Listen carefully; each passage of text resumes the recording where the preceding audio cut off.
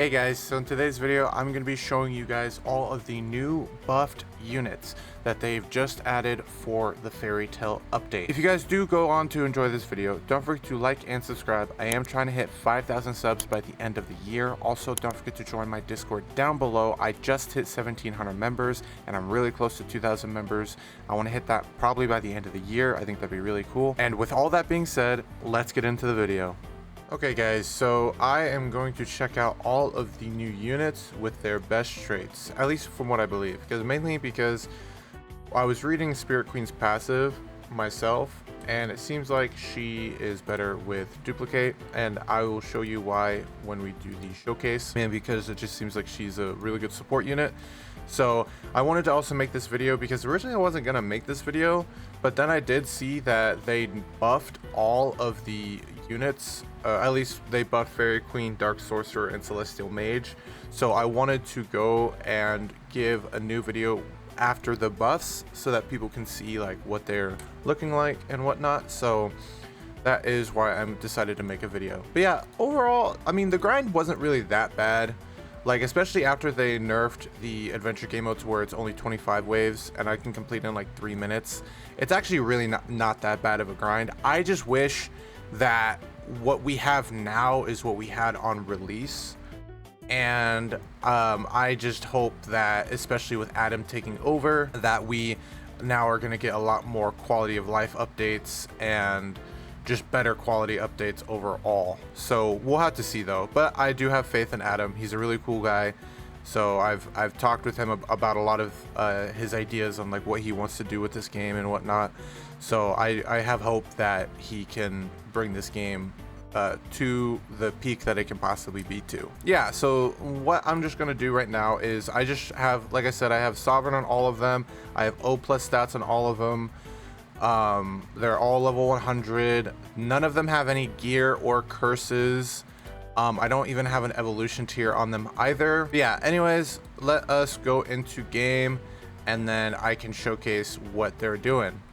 Okay, so now that we are in game, let us start off with Salamander. So Salamander evolution, doing pretty good off placement. He has 85k health with 115k damage every 1.9 seconds, with 750,000 ability damage every 22 seconds, with 31 range and 1.4 speed.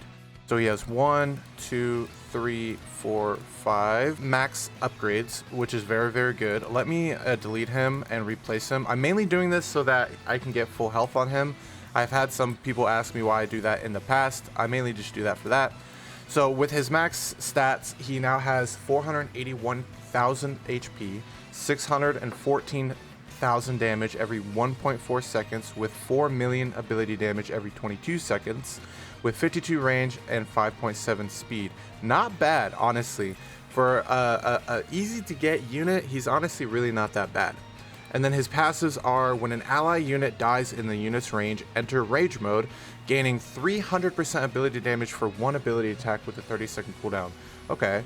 And then this unit inflicts all enemies in his range with burn for 200% of his damage every second for 5 seconds after being placed on the field for more than 30 seconds. Okay. And then this unit will instead burn. Oh, okay. So after he's on the field for 30 seconds, he will then burn for 400%. That's actually okay. He's actually doing a lot of damage, not gonna lie. And then the unit grants himself and allied Fairy Tale units in range different buffs, and then his buffs are 1 unit 15 HP, 2 units 10 range, 3 units 10 ability cooldown, and 20 units 20% ability damage. Oh no, if you just have 3 units, okay, it's both those. Okay. That's actually really good, not gonna lie. He's a pretty good unit if you're gonna use other Fairy Tale units, just has a support and he has a burn. So he's probably the best burn unit now in the game, so overall pretty good. Next we're going to go to Fairy Queen, and Fairy Queen off base is doing 129k health, 116k damage, 2.1 cooldown, 815k ability damage, 25 seconds ability cooldown, 20.8 range, and 1.4 speed. Overall, already starting off with almost 1 million ability damage is kind of crazy, especially without gear. Like, this is actually kind of nuts. Upgrade her really quick. I'm guessing she's 5 upgrades like every other unit. that has come out recently. Yep. Okay, so she's 5 units or 5 upgrades, and then she's now doing 532k health with 680k damage every 1.4 seconds. Also with 4.7 million ability damage every 25 seconds with 47.8 range and 5 speed. Not bad. Honestly, like, not a bad unit whatsoever. And then now let us go look at her passive. Her passives are: after a successful ability, this unit's next attack increases damage taken by enemies with bleed by 10% for 10 seconds with a 40-second cooldown. This unit attacks alternate in sequence, which with her first attack applying bleed and dealing 50% of her damage. Her second attack deals 100% damage. Her third attack deals 80% damage, but hits all enemies in the range. Her fourth attack deals 60% damage, but if the enemy is inflicted with bleed, instead deals 110% damage. And then her fifth attack deals 50% damage and immediately triggers this unit's ability. Interesting. So she's definitely a really good bleed unit. Already she's doing like insane damage. Very, very recommended unit to get overall. I would highly recommend getting her. And then next we have Spirit Queen. So a Spirit Queen, her base stats, now this is with Duplicator, this isn't with Sovereign, and I mainly have Duplicate on her because of her passives, because I did read a couple of her passives. But with her HP, she's doing 30k HP with 16k damage, 2.8 second cooldown, 84k ability damage, 25 second ability cooldown, 13 range, and 2.6 speed. So even with Sovereign, with these being doubled, probably won't even be that good, but you're mainly using her for her support, like I said. So let us upgrade her 1, 2, 3, 4, and 5. So, and then let us look at her max stats: 190k health with 101k damage, 2.5 second cooldown, 507 ability damage, 25 second ability cooldown, 28.6 range, and 3.3 speed. Interesting. And then her passives are: upon a successful attack, gain 1 stellar charge, max of 5 every 10 seconds. While at 5 charges, basic attacks have a 10% chance to attack twice. Basic attacks generate 5 celestial energy. Upon reaching 100 celestial energy, her next ability becomes empowered, increasing damage by 100% and applying Starlight Mark to hit enemies. Starlight Mark makes enemies take 15% damage, increases their SBA by 25%, and decreases damage by 50% for 15 seconds. If a marked enemy dies, refund 50 celestial energy. Every 30 seconds, select a random Zodiac Spirit Astral Dress, each granting a unique buff. If you get Aquarius, you get 15% heal to everyone in range, once per switch. Aries gains 20% damage reduction while in this form, self only. Taurus, 25% damage for 10 seconds, self only. Gemini, 50% ability damage on the next ability, self only. Capricorn, 15% SBA and 15% crit chance while in this form, self only. Scorpio, 10% crit damage to everyone in range while in this form. And Leo is 30% to core stats, health, damage, range, and speed to anyone in range. So as you can see, this is why I personally believe Duplicate is her best trait, because you can have 2 of them, and I believe 2 of them can activate a different dress every 30 seconds. So once they're on the field, and both of them are on the field for 30 seconds, I believe each one can do a different dress. I could be wrong, let me know if I'm wrong, but even without that, I still think having Dupe is good for her second passive as well, because she's a really good replacement for Primal Fusion if you don't have him. I would highly recommend getting Lucy, because she's just a very good unit altogether. And then with our next unit, we are doing Dark Sorcerer. Off base, he has 130k HP with 150k damage, 2.1 second cooldown, 1.10 million ability damage, 25.5 ability cooldown, and 29.1 range with 4 speed. It does look like he did gain some damage and some ability damage, and then he lost some actually. Okay, so I'll have to see what he does with his abilities, and then let us upgrade him once, twice, 3 times, 4 times, and then let's get a little bit of money to evolve him 5 times, and then oh, he actually has an ultimate. Okay, so now with his max stats, he's dealing 507k HP, 633k damage, 1.8 second cooldown, 4.4 million ability damage, 25-second ability cooldown, 41 range, and 2.9 speed. Interesting. And his passives are, with his ultimate Dark Arts, swap to the next form Cursed Immortal, Tartaros, Avatar of Time, 15-second cooldown. Okay, so if you're in Cursed Immortal form, you gain 10% to all stats. Enemies hit gain decay plus 1 stack. At 20 stacks or when stack drops to 0, convert the decay overload. Cannot gain decay. Okay. Decay per stack is negative 1% speed and plus 1% damage taken from Xerath. Loses 1 stack every 5 seconds. Okay. And then decay overload every 5 seconds. Minus 1% damage, plus 1% SPA, and negative 1% speed, max of 15 stacks. Interesting. Okay. And then if you were to pop his ult again to get into the Tartarus form, you get Immortal Body, which is plus 20% health and range. Xerath cannot lose more than 30% HP from a single hit, up to 4 times per life, and inflicts negation on the attacker, which gives plus 50% SPA and ability cooldown for 10 seconds. Then Xerath heals 5% of enemy damage, no overheal. Non-Xerath buffs / heals on Xerath are nullified while in this form. Aura plus 5% to all stats per unholy / demonic / unbound allies in range. Oh, okay, this might actually be like really good for some strats.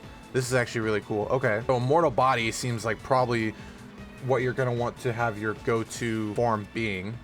And then Avatar of Time Neo Eclipse, negative 10% damage, crit and ability damage, negative 15% SPA and ability cooldown. If an ally in range deals more damage than Xerath, Xerath's next attack copies that damage with 25%, what?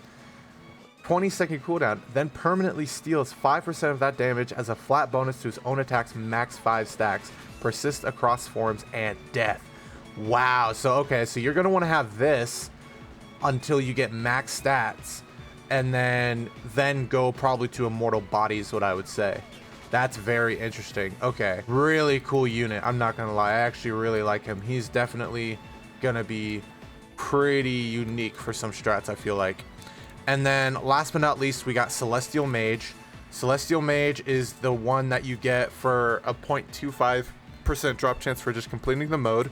The rest are by portals, but this one is just from the actual adventure mode. His base stats are, I did see it climb a little bit, so it's not his base stats, but his base stats are 332,000 HP, 294k damage, 1.9 second cooldown, 2.6 million ability damage, 26.3 ability cooldown, 37.6 range, and 3.1 speed.